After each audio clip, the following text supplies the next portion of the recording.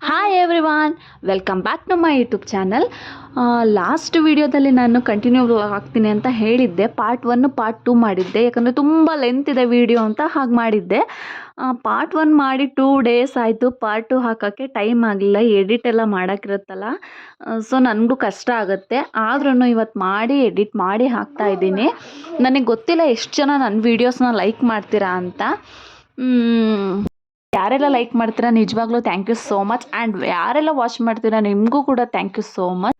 Next ನಾವು ಆ 2 ದೇವಸ್ಥಾನ ಮುಗಿಸ್ಕೊಂಡು ಪಕ್ಕದಲ್ಲೇ ಇರೋಂತಹ ಪ್ಲೇಸ್, ಇದು ತುಂಬಾ ಚೆನ್ನಾಗಿ ಮಾಡಿದ್ದಾರೆ. ರೀಸೆಂಟಾಗಿ ಮಾಡಿರೋದಂತ ಇದು ತುಂಬಾ ಚೆನ್ನಾಗಿದೆ. ಈಶಾ ಇದೆ ಇಲ್ಲಿ.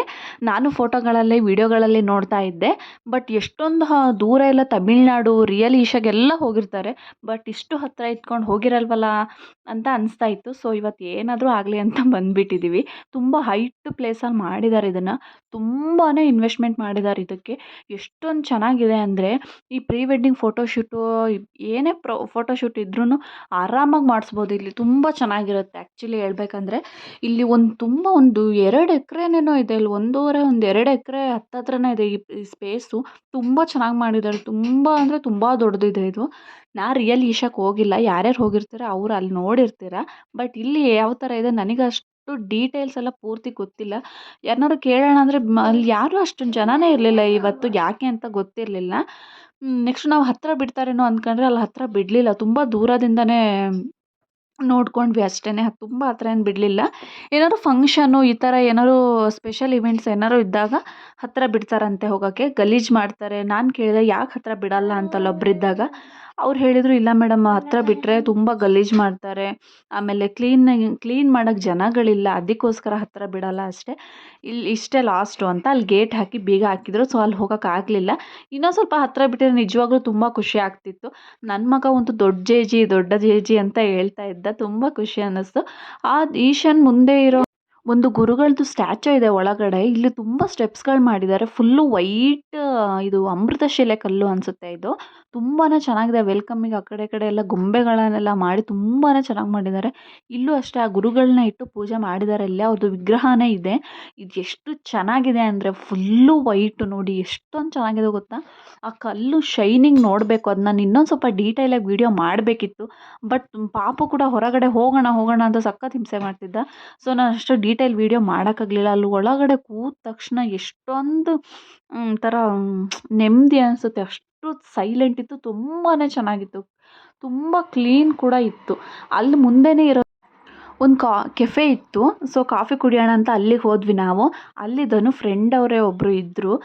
ಕರೆಂಟ್ ಇಲ್ಲ, ಏನೂ ಪಿಜ್ಜಾ ಏನೂ ಇಲ್ಲ ಅಂತ ಹೇಳಿದರು. ಬಟ್ ಇರಲಿ ಪರವಾಗಿಲ್ಲ, ಫಿಲ್ಟ್ರ್ ಕಾಫಿಯನ್ನೇ ಆರ್ಡ್ರ್ ಮಾಡಿದ್ವಿ. ಅಲ್ಲೇ ಕುಡಿದ್ವಿ ನಾವು ಕೂಡ. ಇನ್ನೇನು ಅಲ್ಲಿ ಒಳಗಡೆ ತಿನ್ನೋಕ್ಕಿಲ್ಲ. ಆ್ಯಕ್ಚುಲಿ ಆ ಥರ ತಿನ್ನೋಕೆ ಇರಬಾರ್ದು. ಆವಾಗ ಬರೀ ಪ್ಲೇಸ್ನ ನೋಡಿಕೊಂಡು ಸುಮ್ಮನೆ ಹೋಗ್ತಾರೆ. ಏನಾದರೂ ತಿನ್ನೋಕ್ಕೆ ಸ್ನ್ಯಾಕ್ಸು ಅದು ಇದು ಏನಾದ್ರು ಇದ್ದುಬಿಟ್ರೆ ತುಂಬಾ ಗಲೀಜು ಮಾಡೋದು ಕಾಮನ್ನು. ಎಲ್ಲರೂ ಡಸ್ಟ್ಬಿನ್ಗೆ ಹಾಕಲ್ಲ. ಹೊರಗಡೆ ಅಲ್ಲಿ ಇಲ್ಲಿ ಏನೋ ಒಂಥರ ಗಲೀಜು ಅನಿಸುತ್ತೆ. ಬಟ್ ಅಲ್ಲಿ ಏನು ಇಲ್ದಿದ್ದೇ ಒಳ್ಳೇದಾಯಿತು ಅಂತ ನನಗೆ ಅನ್ನಿಸ್ತು. ನೆಕ್ಸ್ಟ್ ನಾವಲ್ಲಿ ಕಾಫಿ ಕುಡ್ಕೊಂಡು ನೆಕ್ಸ್ಟು ಹಳೇಬೀಡಿಗೆ ಬಂದ್ವಿ ದೇವಸ್ಥಾನಕ್ಕೆ. ತುಂಬ ಸಲ ಹೋಗಿದ್ದೀವಿ, ಅದರಲ್ಲೇನು ಸ್ಪೆಷಲ್ ಅಂತ ಅನ್ನಿಸ್ಲಿಲ್ಲ. ಬಟ್ ಅದು ಒಂದು ವಿಸಿಟಿಂಗ್ ಪ್ಲೇಸ್ ಅಲ್ವಾ ಅಂದ್ಕೊಂಡು ಹೋದ್ವಿ ಅಷ್ಟೇ. ಪಾಪುನ ಬೇರೆ ಕರ್ಕೊಂಡೋಗಿದ್ವಲ್ಲ ಅಂತ ಅಲ್ಲಿಗೂ ಹೋದ್ವಿ. ಇಲ್ಲಿ ಹಳೇಬೀಡಿಗೆ ಹೋಗಿರೋರು ಎಲ್ಲ ಪ್ರತಿಯೊಬ್ಬರಿಗೂ ಗೊತ್ತಿರುತ್ತೆ ಹೇಗಿರುತ್ತೆ ಏನು ಅಂತ. ಇಲ್ಲಿ ಗೈಡ್ ಕೂಡ ಇರ್ತಾರೆ. ಹೊಸ್ದಾಗಿ ಹೋಗೋರಿಗೆಲ್ಲ ಗೈಡ್ ಇರ್ತಾರೆ. ಬಟ್ ನಾವು ಬುಕ್ಕಲ್ಲಿ ಅಲ್ಲಿ ಇಲ್ಲಿ ಓದಿರೋದು ತಿಳ್ಕೊಂಡಿರೋದ್ರಿಂದ ನಮಗೆ ಗೊತ್ತಿರುತ್ತೆ ಈ ಥರ ಎಲ್ಲ ರಾಜರೆಲ್ಲ ಹಿಂದೆ ಮಾಡಿದ್ರಂತೆ, ಕಲ್ಲಿನೆಲ್ಲ ಕೆತ್ತಿದಾರಂತೆ ಅಂತ ಎಲ್ಲ ನಮಗೂ ಕಥೆಗಳು ಗೊತ್ತಿರುತ್ತೆ. ನನಗೆ ಅತಿಯಾಗಿ ಡೀಟೇಲ್ಸಾಗಿ ಗೊತ್ತಿಲ್ಲ. ಸೊ ನಾನು ಅಷ್ಟು ಡೀಟೇಲಾಗಿ ಹೇಳೋಕ್ಕೆ ಹೋಗಲ್ಲ. ಇಲ್ಲಿ ಒಳಗಡೆನೂ ದೇವರು ಇದ್ದು ನಾವು ಅಲ್ಲಿ ಪೂಜೆ ಮಾಡಿಸ್ಕೊಂಡು ನೆಕ್ಸ್ಟು ಹೊರಗಡೆನೇ ಬಂದ್ವಿ. ಹಳೇಬೀಡಲ್ಲಂತೂ ತುಂಬಾ ಟೂರಿಸ್ಟ್ಗಿದ್ರು. ಫಾರಿನರ್ಸ್ ಆಲ್ಮೋಸ್ಟ್ ಯಾವಾಗಲೂ ಅಲ್ಲಿ ಇದ್ದೇ ಇರ್ತಾರೆ. ಇಲ್ಲಿ ಎಷ್ಟು ನೀಟಾಗಿರುತ್ತೆ ಪಿಕ್ಚರ್ಸ್ ಅಂದರೆ, ಅದು ಎಷ್ಟು ಚೆನ್ನಾಗಿ ಕೆತ್ತಿರ್ತಾರೋ ಏನೋ. ಇವಾಗ ಎಷ್ಟೊಂದು ಟೆಕ್ನಾಲಜಿ ಮುಂದೆ ಬಂದಿದೆ. ಮೆಷಿನ್ಗಳು ಯಾವ ಥರ ಬೇಕೋ ಆ ಥರ ಡ್ರಾ ಮಾಡೋ ಅಂಥವ್ರು ಇರ್ತಾರೆ. ಮೆಷಿನ್ಸ್ಗಳಿರ್ತವೆ. ಆಲ್ಟರ್ನೇಟ್ ಏನು ಬೇಕಾದರೂ ಇರುತ್ತೆ. ಬಟ್ ಆಗಿನ ಕಾಲದಲ್ಲಿ ಬರೀ ಉಳಿಯಲ್ಲೇ ಕೆತ್ತಬೇಕಲ್ವ. ಯಾವ ಥರ ಕೆತ್ತಿರ್ಬೋದು ಇದನ್ನು ತಂದು ಜೋಡಿಸಿರೋದು ಯಾವ ಥರ ಜೋಡಿಸಿರ್ಬೋದು. ಇದನ್ನೆಲ್ಲ ಎಷ್ಟೊಂದು ನೀಟಾಗಿ ಮಾಡಿರ್ತಾರೆ ಅಂದರೆ ಅದನ್ನು ನಾವು ಮಾಡ್ಕೊಳ್ಳೋಕ್ಕೆ ಸಾಧ್ಯ ಇಲ್ಲ.